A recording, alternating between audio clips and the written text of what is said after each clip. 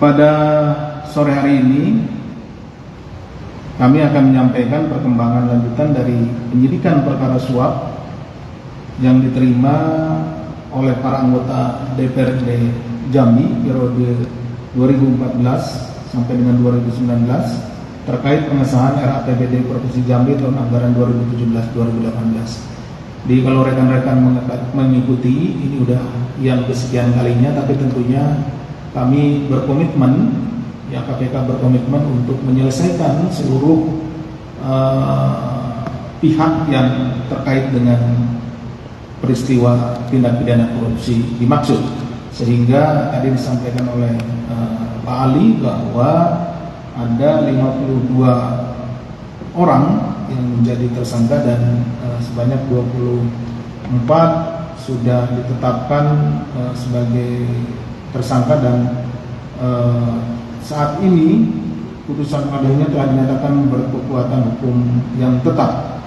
Kemudian juga selebihnya sebanyak 28 orang, 16 diantaranya sudah ditahan dan pada hari ini tentunya 1 orang kembali dilakukan penahanan.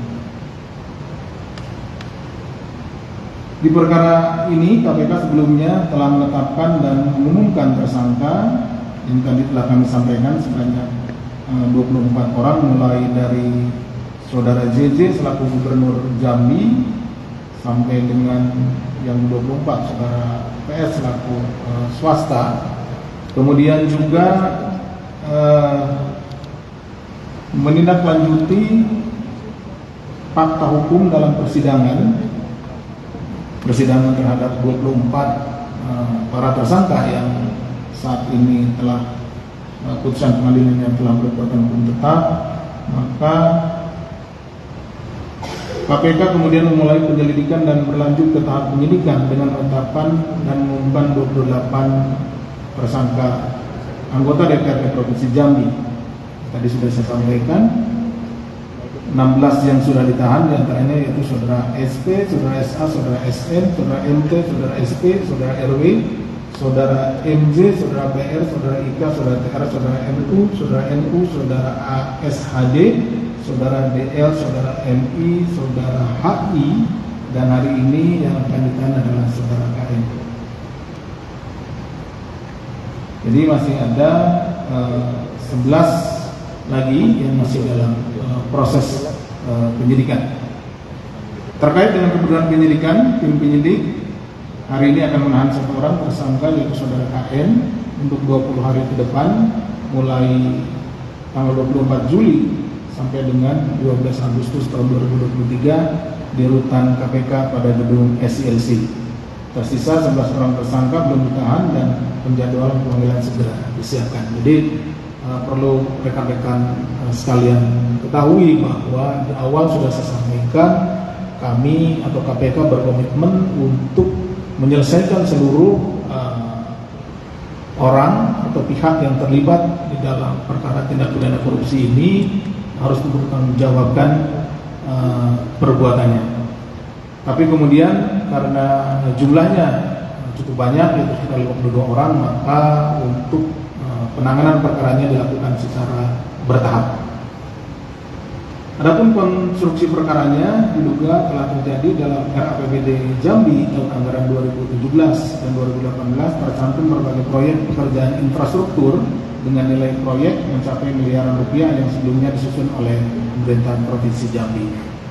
Untuk mendapatkan persetujuan pengesahan RAPBD Jambi tahun anggaran 2017-2018, diduga tersangka NU dan kawan-kawan yang menjabat anggota DPRD Provinsi Jambi periode 2014-2019 meminta sejumlah uang dengan istilah ketok palu, jadi uang ketok palu untuk pengesahan anggaran tersebut diminta sejumlah uang ya, pada pihak swastanya dengan istilah untuk ketok palu seperti itu.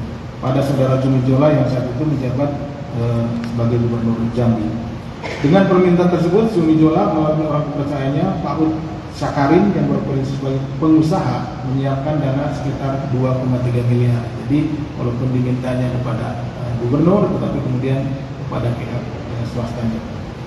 Mengenai pembagian uang ketok palu disesuaikan dengan posisi para tersangka di DPRD yang besarannya mulai 100 juta sampai dengan 400 juta untuk anggota DPRD. Karena di DPRD kan tentunya ada anggota, ada ketua komisi dan lain-lainnya. Jadi besarannya disesuaikan dengan jabatan dari anggota DPRD tersebut. Sedangkan mengenai teknis pemberian, PS diduga menyerahkan 1,9 miliar kepada EH dan ZA sebagai perwakilan dari tersangka NU dan kawan-kawan.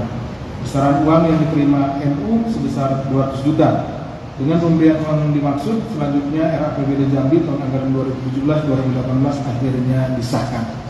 Untuk mengganti uang yang telah dikeluarkan, saudara PS swastanya ya, yang diberikan pada tersangka NU dan kawan-kawan, saudara ZM selaku gubernur kemudian memberikan beberapa proyek pekerjaan pada dinas PU Pemprov Jambi pada saudara PS. Jadi untuk menggolkan atau meluluskan atau mensahkan beberapa proyek di DPR itu diminta sejumlah uang dengan alasan uang untuk ketok palu, mengesahkan di ketok palunya ya.